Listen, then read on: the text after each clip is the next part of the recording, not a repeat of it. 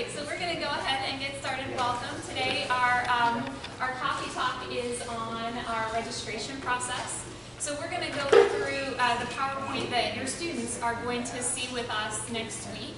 One of the handouts that you picked up was the registration plan and kind of giving you an overview. We're going to hit all of these dates as we go through the presentation. You're going to kind of see the process, but that's an overview. So your students are going to get this information Monday, Tuesday, or Wednesday of next week, depending on their grade level. So we're going to go over it with you. So our registration process is a really important part of their high school career. We want them to take it very seriously.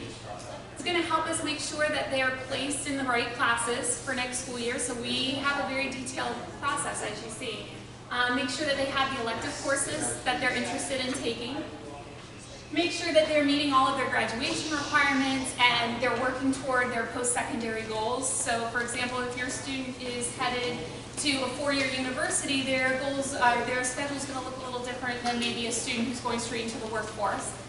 And then the application process for special programs. We're going to talk about our AP ACE process, how to apply for those courses if your students are interested in that. So there's 4 big steps to our registration process. It starts with the assemblies next week, where we're going to give the students all the information that they know. On Thursday, in their 5th period class, they're going to receive their course selection sheet. What you have in front of you is a draft of the course selection sheet. They're going to get their final copy, their official copy, on Thursday of next week. And step 2 is to take that course selection sheet around to each of their teachers to get recommendations for the next level of their courses. They're also going to bring it home to you to talk to you about the elective classes that they're signing up for. Everybody's going to sign off. And they're going to turn that course selection sheet back in on February 22nd so that we as counselors can review it and get it input into the computer. And then we're going to give them, in April, we're going to give them a printout of the classes that they've requested, and we're going to meet with each student individually to confirm if there are any changes that need to happen, make sure that they've got everything that they need before they go home for summer. So again, they're going to be coming in April to finalize their schedules with us. They come down with the teacher. They don't have to come on their own. You should be looking at the end of March and early April, you should be looking for that course request sheet to come home to you so that you can see it.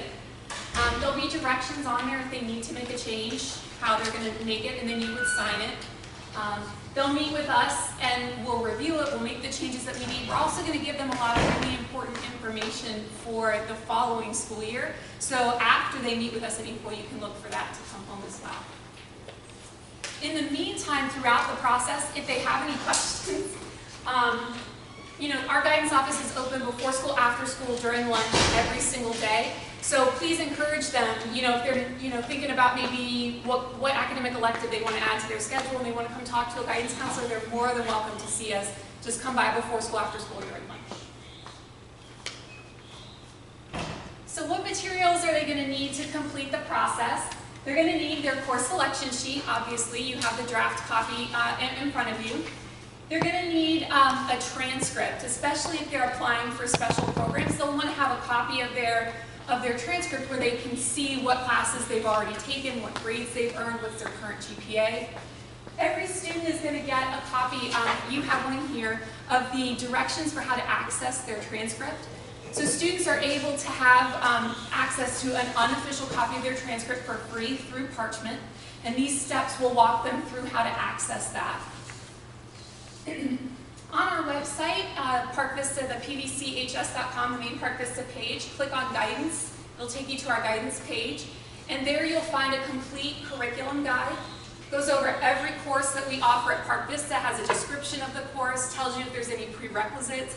So it's a great place to go if students are, they have the name of the course that's available on their course selection sheet, but if they want to know more before they sign up, that's a great place to go. And then if your student is choosing to sign up for AP or ACE electives, we're going to talk a little bit about the AP ACE process as we go through the presentation, but there is a separate course selection sheet when they've actually been accepted to an AP or ACE course that they'll pick up in guidance on February 15th when that list is released. So we're going going to go through the course selection sheet itself, kind of go over all of the parts to it, so if you want to follow along as we do. So the course selection sheet has every course that we have offered. It's how students are going to sign up for it. Their academic teachers are going to sign their recommendation. So for example, they're going to go to their English teacher. Their English teacher is going to take their sheet from them, make a recommendation. Teachers are going to use past test scores, things like FSA. They're going to use current progress in the class to make those recommendations. A lot of teachers will talk to the students to make, before they make a recommendation, I think you'd be a really good fit for honors. How do you feel about moving up? That kind of thing. If your student feels strongly about, changing their the level of their course, they're trying to add rigor, they want to move to the next level, we encourage them to talk to their teacher. I'm really motivated. What do you need to see from me to be able to recommend me for the next level of the class, so on. Any class that has a blank box following it on the outside here, and we're going to look at that, that means that a teacher has to recommend this student to go into the class, and that's where the teacher would sign, and we're going to look at that in just a second. And finally, they are going to choose their electives. We ask them to rank their electives 1 through 3. We do our best to give them the elective that they most want to be in. We ask them to make those decisions very carefully. Once we have finalized the schedule over the summer, Mr. DeWalt spends all summer building the master schedule, and we hire the teachers that the kids say they want those classes. So once we've gone through that whole process, it's not really possible for us to make elective changes after that with 3,000 students and the limited number of sections and teachers. So we ask them to be very careful in making their selections for electives, and again, to rank them so that we can do our best to get them in the one, this is the one that I most want to have. Sometimes we'll have a kid say, they'll just put check marks, and then we put them in an elective, and they say, well, I didn't really want that one. Well, we did our best based on what you told us, right? So we ask them, please be very careful as you choose those electives. As you look at the top, when your student gets theirs, they're going to have their specific information filled in up at the very top. Then right underneath there we have just some general information about the process. Again, the curriculum guide is a great place to go. As you look through, choose your electives carefully. Some other things that are good to know, anything that has a dollar symbol next to it, that's an elective class that might require a donation. They might ask for a donation for supplies, something like that. You want to make sure, your student wants to make sure that they complete the course selection sheet and hand it in. We don't want to do it in guidance, but if we don't have a course selection sheet, we have to build the schedule by ourselves. And we might not be picking the classes that they most want. So we encourage them to make sure that they're handing it in. And then we're going to ask both you and your student to sign the sheet. We want to make sure that you're a part of the process. So they should be bringing it home to you. You should be able to sign, seeing what they've chosen. Right underneath your signature, you're going to see a scheduling worksheet. This is just for their planning purposes.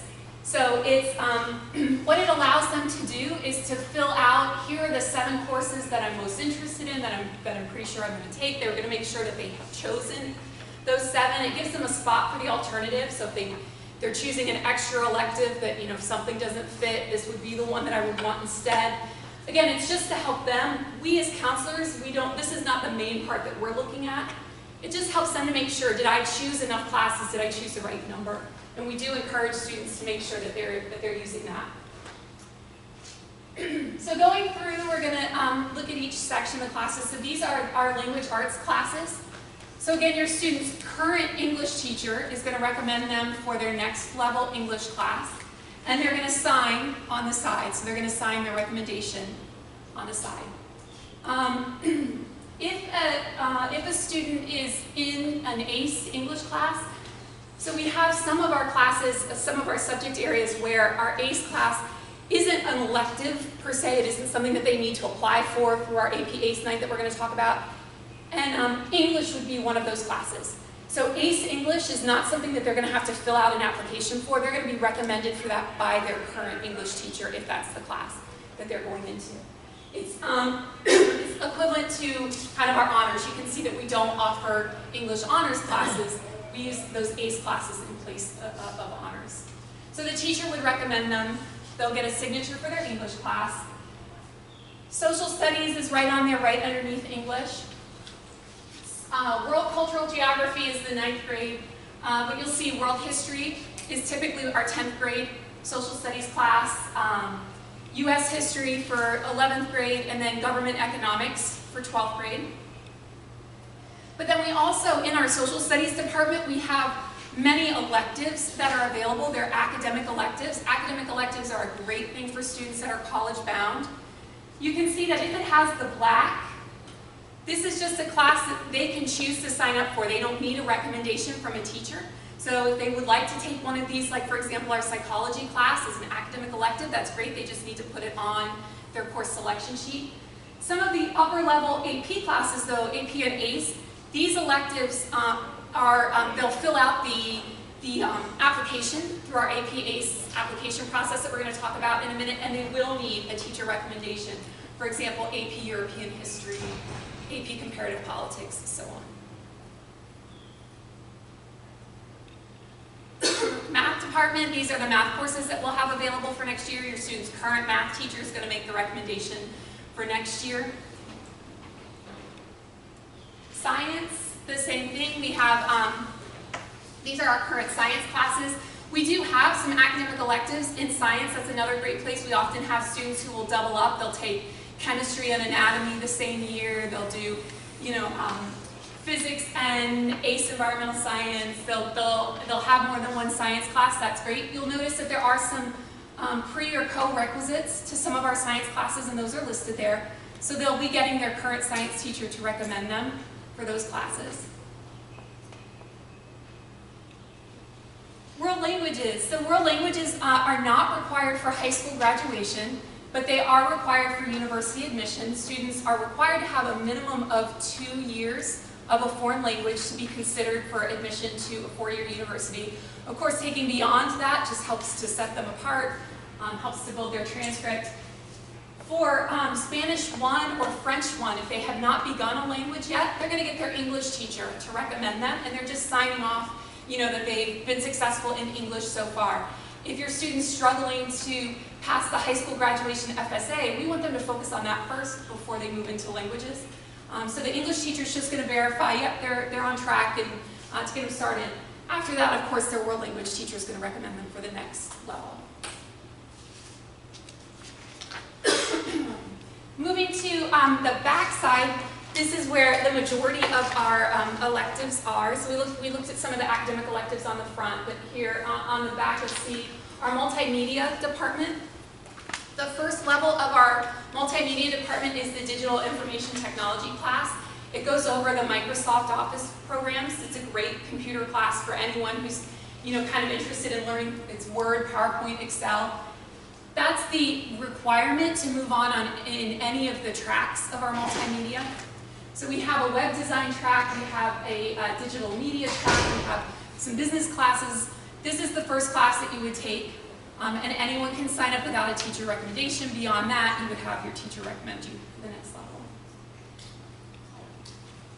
SAT, ACT prep, we get a lot of questions and guidance from students who are interested in having prep, test prep. So we do have a class that we offer on campus. One semester your student will be working with a math teacher, preparing for the math section, and the opposite semester they're with an English teacher preparing for the English section. The prerequisite is that they're on track to pass the FSA if they're in the 10th grade, or that they have already passed that 10th grade test if they're in the 11th grade. But it's certainly a great elective if you're interested in test prep. Some other language arts electives that they might be interested in: journalism, that's learning to write for the newspaper or the yearbook. We have theater program, we have debate. Our art department, we have 3 different kinds of art courses that they might be interested in. 2D art, that's drawing and painting. 3D art, sculptures, mosaics, that sort of thing. And then ceramics and pottery, working with clay. They can sign up for the first level without any recommendation, and then from there the art teacher would recommend them if they wanted to move on. Performing arts, they can join our chorus or our band. We offer a beginning piano class that's open to anyone, so if they're interested in that. We'll be offering an AP Music Theory class next year that they can sign up through our AP ACE process. PE. So the graduation requirement for PE is a semester of personal fitness specifically, and then a semester of an additional PE elective. Most students take that during the 9th grade year, but there are some that need to fit it into their schedule that, for whatever reason they didn't, and they need to take it. It's also, students are welcome to take a PE just as an elective class if they're interested in that. We have a couple of sections of PE that are specifically for varsity athletes, and their coaches would sign them in for that.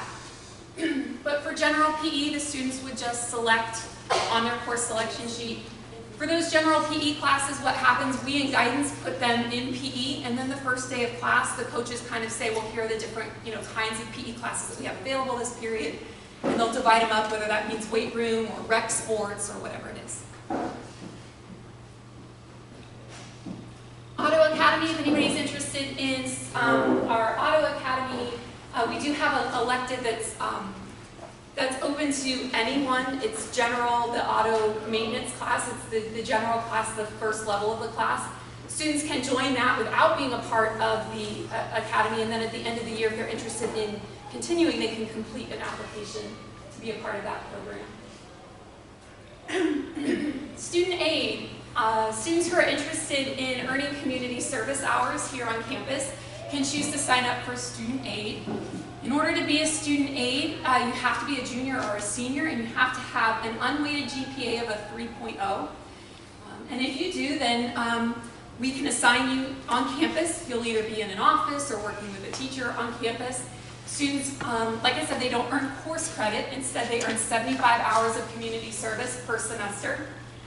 So if you have a junior or a senior and they're doing really well, they've earned the credits that they need for graduation, they've got a lot of academic units on their schedule, they might want to take a period to maybe earn some of those hours, for example, for Bright Futures.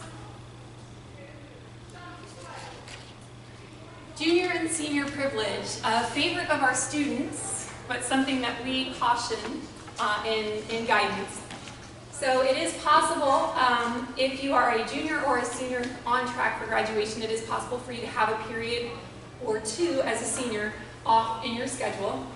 Again, we caution in guidance because just keep in mind that every period that you choose to take off on campus is one less period that you aren't using toward your goals after high school.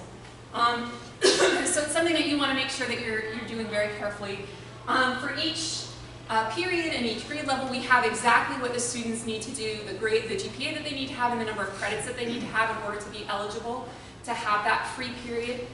Again, we would just encourage them to make that choice very carefully, because your first goal is what is it that I'm planning to do after high school? Am I doing everything that I can to make myself prepared to meet that goal? And then secondary, third, fourth, worrying about getting out of school early. In order for us to put that on their schedule, instead of a teacher recommendation, this is we ask for your permission, that they say that that you sign off that it's okay for them to do that. Dual enrollment. So dual enrollment is an opportunity for students to take a college course through, for example, Palm Beach State, and then earn dual credit for that course. So they would earn college credit, and they would also earn high school credit for the course that they take. The majority of our students who do dual enrollment, they're taking those classes off campus. We do have 2 medical academy classes that are on campus, but those are specifically for medical students. And the students are assigned to those classes through the medical academy. So generally, the students who are doing dual enrollment, they're doing it on the college campus specifically. There are some very specific guidelines to students who are eligible for dual enrollment. We're going to have an assembly, that's the next slide. We're going to have an assembly where we're going to go over this in detail with students, but just to kind of give you an idea. Students have to have at least a 3.0 unrated GPA to be eligible for dual enrollment. They have to have college-ready test scores. We do caution students because dual enrollment becomes a permanent part of your college transcript forever and ever. So, you know, of course we would hate to see the worst of the worst happen and a student get into dual enrollment, something go terribly wrong and they end up with a D or an F. That's on your college transcript forever. You now have a college GPA below a 2.0 and you're applying to schools with that. Most four-year universities will not accept a student who has a GPA below a 2.0. So you tried dual enrollment, the worst happened, and now you can't get into a university after high school. But even beyond that, let's say you are a junior and you sign up for dual enrollment and you take a class and you get a B in a class that you could have waited till you got to college and you could have gotten an A in the class when you had been a little bit more prepared, right? So we just caution students who are doing dual enrollment, it's a great opportunity, but make sure that you're really prepared to be a college student when you sign up for that dual enrollment class, and make those choices very carefully, especially when we offer so many AP and ACE courses here on our campus that have the potential of earning you that college credit. Like I said, we're going to have an assembly for students who are interested in dual enrollment in the fall. It's on February 1st. We've already started signups here in the guidance office. They just need to swing by before school, after school, during lunch, put their name on the list. And they can come to the assembly and we're going to go over all of this with them in detail. Virtual classes, another popular for our students. So some students elect to take classes through Florida Virtual School in place of classes here on our campus. Florida Virtual School can be a good way to add to your transcript. And of course, students are required to have at least one online class in order to graduate from high school. But we absolutely encourage students to make choices about the classes that they're signing up for very carefully. And we do not encourage them to drop classes that they would take here on our campus to take them on Florida Virtual instead. And I actually have a few statistics just to give you an idea. What we find is that students, about 40% of our students who start an FLVS class do not finish it. So we have about a 60% completion rate. So students come in and they say, I want to take my English class online instead of on campus, and then they don't finish that class and now they're behind for graduation. About 40% of our kids either are withdrawn by the school or dropped. They don't even get active in the class.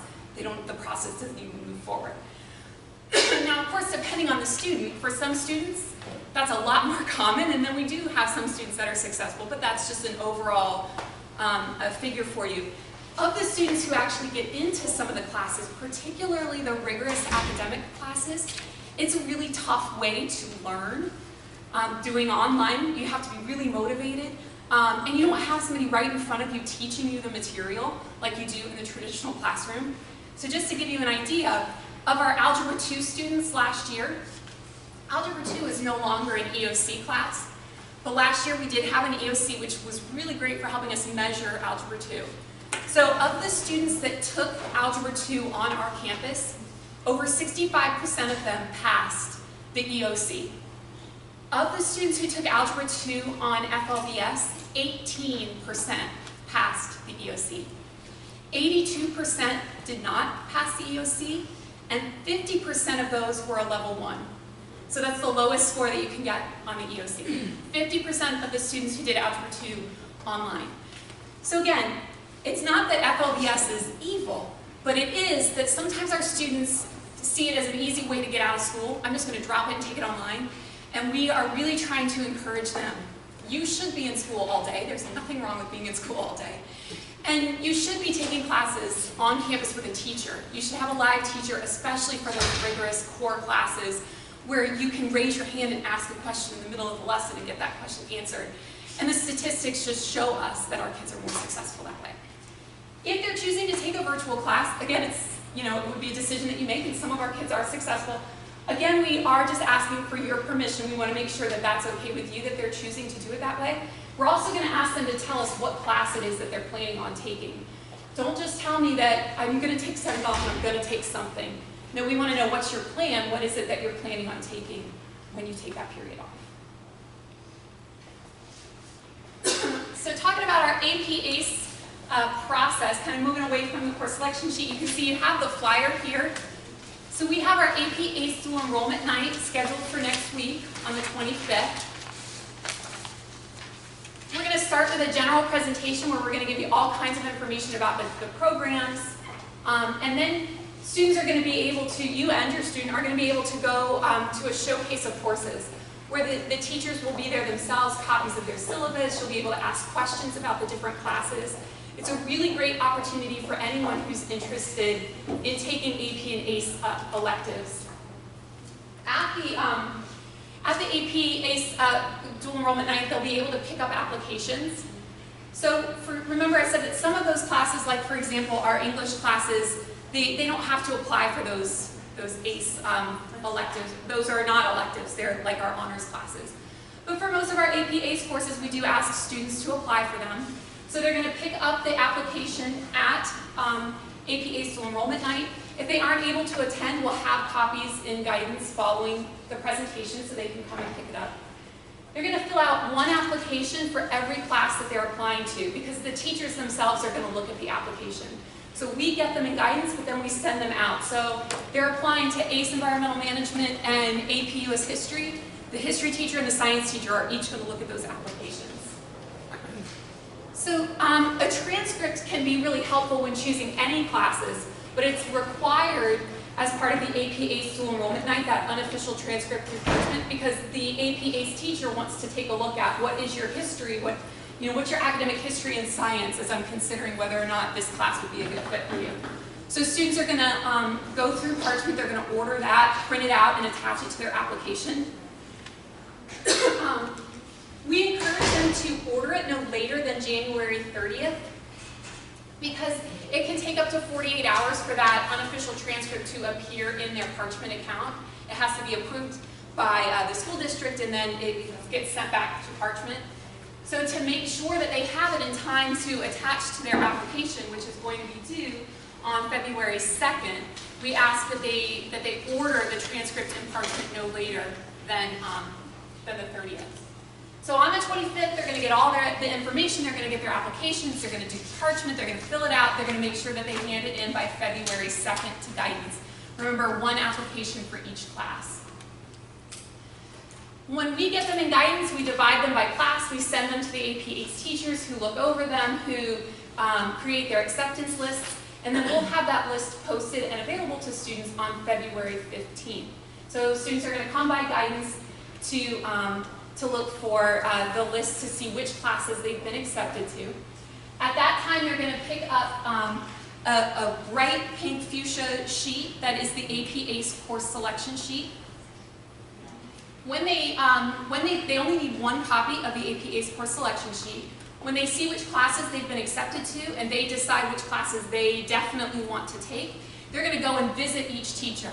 So let's say they've been accepted to AP European History and AP Chemistry. They're going to take that course selection sheet, that one sheet, to both teachers to have them sign off. Sometimes teachers will have information for them that they need to give them, like the Remind 101 account so they can start getting announcements, maybe something about summer assignments. So it's really important that the student go to the teacher and confirm, I'm taking this class, will you please sign my course selection sheet so they can get that information. Then February 22nd, when they hand in the big long course selection sheet for all of their classes, they're just going to attach that fuchsia sheet to the back so that we in guidance have it. So we know they've been accepted and they've confirmed with the teacher they're taking that AP course. Quickly, just to go over what classes should they be thinking about, what classes should they be signing up for. In terms of graduation requirements, these are their basic graduation requirements that they need to make sure that they have. And they can always refer to the curriculum guide. So they need 4 credits of English. So that might be English 1, 2, 3, 4. That might be ACE General Papers. It might be ACE English Language, whatever your 4 English classes are. 4 credits of math. They're required to have at least algebra and geometry and then 2 additional math credits. 3 of the 4 math credits have to take place in high school. Some of your students may have taken Algebra 1 and Geometry in middle school. They're still going to take at least 3 credits just to graduate high school here with us. They need a minimum of 3 credits of science to get their high school diploma, they need 3 credits of social studies, world history, American history, economics, and government. Again, bare minimum to graduate. We talked about the PE requirement, that half credit of a PE elective with half credit of personal fitness. They need at least 1 fine, practical, or performing art class. So maybe it's a traditional art class, maybe it's a chorus or a band, but there are some practical arts, like for example, that digital information technology class that we talked about counts as an art class toward graduation. So some of our students do it that way. And then you need 8 elective credits beyond those others, so to make up your total 24 credits. Keeping in mind that those 2 years of foreign language, in terms of high school graduation, they're just electives, right? You don't have to have foreign language to graduate, but we do encourage our students to get those 2 credits so that if university is their plan, they have that on their transcript. Overall, all of your high school graduation requirements, the 24 credits, at least a 2.0 GPA. There are 2 tests that they need to pass. They need to pass their 10th grade English test, the FSA ELA for 10th grade. They need to pass the Algebra 1 EOC, 20 hours of community service, and then their online class. They need to have at least 1 online class. We're going to talk just real briefly about online classes. So remember I said that we don't encourage students to take it in place of things here on campus, but of course they do need to have an online class. If your student is just trying to meet that online requirement for graduation, that's their main purpose, we give them, this is a great list of just some of those easy 1 semester electives that will meet the requirement and they can be done. Driver's Ed is one they can get into and get finished with pretty quickly. Personal Family Finance, that's a good one. Social media, parenting skills, outdoor education, these all have pretty quick pacing charts so they can get through it quickly. Summer is a great time for students to take their classes. Just keep in mind that there's an entire state of students who need this for graduation. So we encourage, if you're planning on taking a summer FLVS class, it's a good idea to sign up by the end of April or early May. As part of the sign-up process, you give them a preferred start date. That preferred start date, they're going to do their best to assign you a teacher as close to that date as possible. The sooner that you sign up with that preferred start date, the closer you'll be to the front of the line to get a teacher when it's available. So again, if you know for a fact, I'm going to take this class over the summer, go ahead and sign up for it early and then just tell them, I don't want a teacher until June 5th or whatever it is. We as counselors, we automatically check our FLVS dashboard every day, and we make those approvals. So when your student first signs up for the class, it's going to tell them they need guidance approval. They're going to get that the next school day. We automatically do that. Over the summer, we do have counselors that are checking Monday through Thursday, but again, if that's your plan, you really should be signing up early. Once we've approved it, they're going to start looking for a teacher for you as close to that preferred start date as possible. So if you've chosen to start it right away, then they're going to immediately start looking for a teacher for you. You should start checking your account 2 or 3 days before your preferred start date just to kind of, see. So if you sign up for June 5th, then June 2nd, June 3rd, start checking your account every single day to see when you've been assigned a teacher. Once you've been assigned a teacher, you can actually access through your dashboard. You can see the teacher's email address and their telephone number. We encourage students, as soon as you see that you've got a teacher, you should reach out to the teacher, let them know that you're anxious to get started, and that you need to set up what's called the welcome call. The welcome call is basically open house over the phone. The teacher wants to talk to the kid about the expectations, wants to set up the pacing chart. They're going to want to speak with you about, here are the types of assignments that they're going to be doing. Sometimes students can get into their FLVS class and start doing some activities without doing the welcome call, but if they never do it, they will be dropped from the class and they'll lose all of that work. So it's really important that they reach out to the teacher, set up that welcome call, and then they'll be able to unlock the entire class and do the work. As far as kids ask us all the time, how long will it take me to get a teacher, or how long will it take me to get into the class? It depends on the class. Really popular classes, there might be a waiting list for, and it might take a little bit longer. And then how long does it take you to get through the class? Well, again, that's going to depend on what kind of class are you taking. Is it a rigorous academic course that there's going to be lots of work to get through? Or is it something like driver's ed where it's a little bit less rigorous? And then what pacing chart do you set up with your teacher? You're going to get to do that. Once the student has finished the class, FLVS automatically transfers their grade to us. So we will get a grade report and it will be added to their permanent transcript here, their high school transcript here. That process usually takes about 2 weeks or so for it to appear. So any student who is interested as a junior or a senior, we have a couple of big things tied, like for example, parking decal is the biggest. So seniors need to have their online class done in order to get a parking decal. Keep in mind with that 2-week delay between you finishing the course and it actually appearing on your transcript, you need to time it appropriately. We encourage students seniors who are going to be getting a parking decal in the fall to make sure their online class is done by August 1st, because they'll start selling them that first week of August and it's got to be on the transcript. So we talked about the minimum requirements for graduation. This is looking over the minimum requirements for university admission. So over 60% of Park Vista's students go on to a 4-year university. Something like 93% of our students every year go on to post-secondary education. So with such a huge number of our students continuing with education, we want to make sure that they're taking the classes in high school that are going to set them up. These are the minimum requirements for them to look at your application. But of course, we're not aiming to be at the very minimum, right? So you want to make sure that you've met this, but you want to make sure that you're also adding rigor in and that you are making your transcripts stand out, that you're doing everything that you can to make sure that you're earning the best grades that you can in the toughest classes possible. Minimum, you need 4 years of 4 years of English, 4 years of math. So Algebra 1 and Geometry required for graduation. Algebra 2 is required for university. You want to make sure that you take an Algebra 2 and something beyond, a math beyond Algebra 2. Anything beyond that, anything beyond those 4 years is excellent, right? So if you go to FSU's website, they show you the average student who gets accepted to FSU has like 5.5 or 6 credits of math.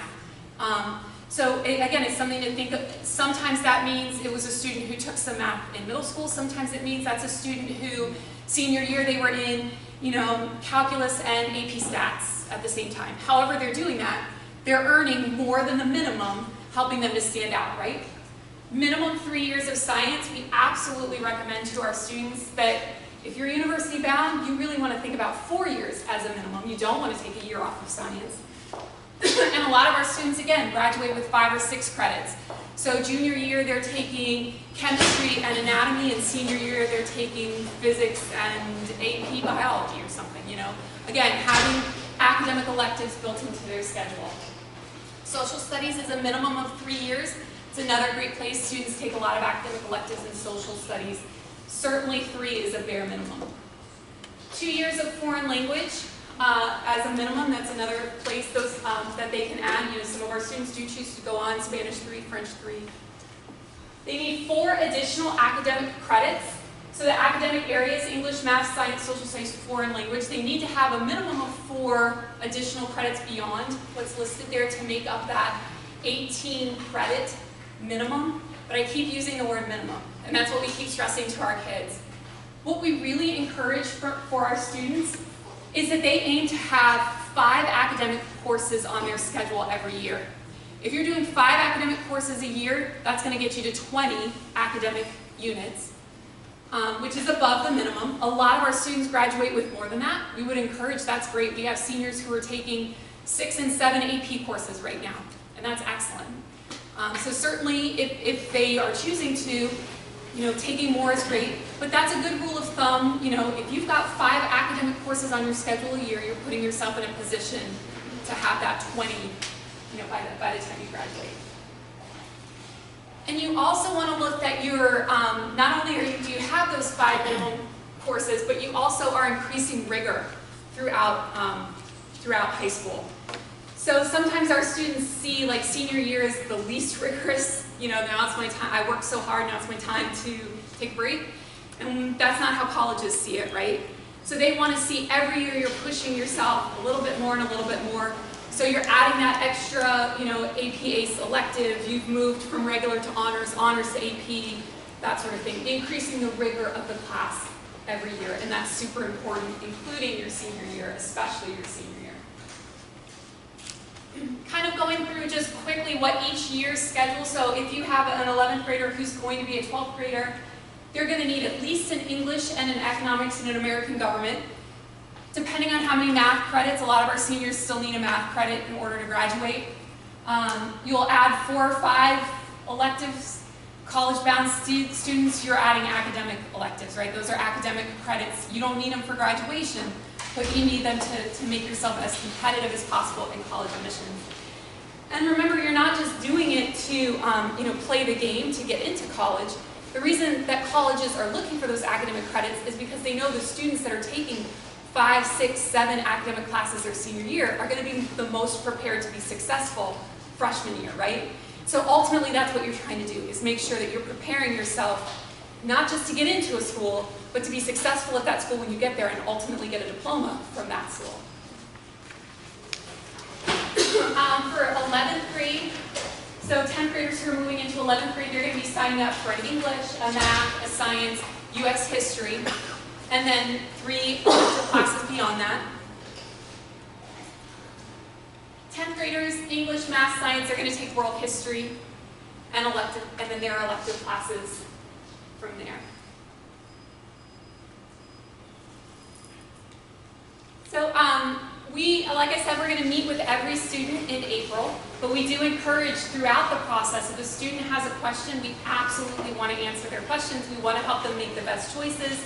If they're not sure, based on their plan after high school, what should I be doing? Please come see us before school, after school, during lunch, anytime. They just swing by. They never need to make an appointment. Just come see us during one of those times. They should know our name, hopefully they do. So they're going to be returning their course selection sheet on February 22nd. It's going to go back to their 5th period teacher. Remember, their 5th period teacher is the one that's going to give it to them on Thursday, so you can start expecting it to come home Thursday. It's going to come back to us on February 22nd with the AP ACE fuchsia sheet attached if they're choosing to sign up for any of those courses. We're going to process them, and then we're going to meet with them again in April. So that's the process. Does anybody have any questions about it? Yeah. Can I go with that? Yes. I know that they got a course selection of their own. They find out which one they get into so they can fill out the right choice before this is due. That's how it's been, that's how the teacher's going to sign it, right? Yeah. So the teacher, if they're their current medical teacher, will sign it what they're doing. Yeah, they just finished signing up for their senior year medical, right, last Friday. Now the senior year will be a dual enrollment. That's what we pick. Okay. What are those classes? Is this going to be considered vocational or academic? Can it be an academic dual enrollment through medical, still get a certificate? Right. And what are the choices? What are those courses to select? There aren't choices. They are health concepts is one class, and then the next semester is medical terminology. They are specific classes. They don't have. Is that considered dual enrollment? Mm-hmm. Yes, they'll receive. Because the choices weren't there. So what are they? One is what? Health concepts. Health concepts. And this is what they're going to take. So let's say you're a junior in EMR. As a junior, the dual enrollment will be health concepts and medical terminology? Yes. Now, is that on campus? Right. Those are the only dual enrollment classes that we offer on campus, those that are offered through the And is that considered vocational or academic elective? Or yeah, it would be an academic elective. They're going to get college that would be credit. academic? Because it's through the college. It's through the college. Okay, and with that would seal the certificate for that they get. What do they get after the 4 years? They finish the track. Right. So coming out of the medical dual enrollment classes, there isn't like a certification test or something like some of the other, like if they take EMR and they become certified in EMR, they're not going to take a certification test at the end of dual enrollment. Is that what you're asking? Well, you do 4 years of medical. What do you obtain at the end of it? There's nothing for the program itself. All of the academies end with like certifications. And so the students who've done, so the class that he's in this year is going to most likely end with a certification. The students who are in the dual enrollment class have usually earned a certification at the end of their junior year, and now they're taking that dual enrollment class in addition to the program that they finished. Okay. That's typically the student who's eligible for medical dual enrollment. Okay. And if I want to sign up for a dual enrollment at UF for the first semester in, no, this is aside from medical. The district discontinued the contract with UF. There's no more UF dual enrollment. Yeah, unfortunately. Seriously? I know. We're all very disappointed.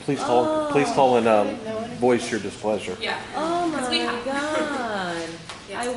I could have done it, and I waited thinking I would do it in the senior year. Yeah. And what was that? They Why? yeah.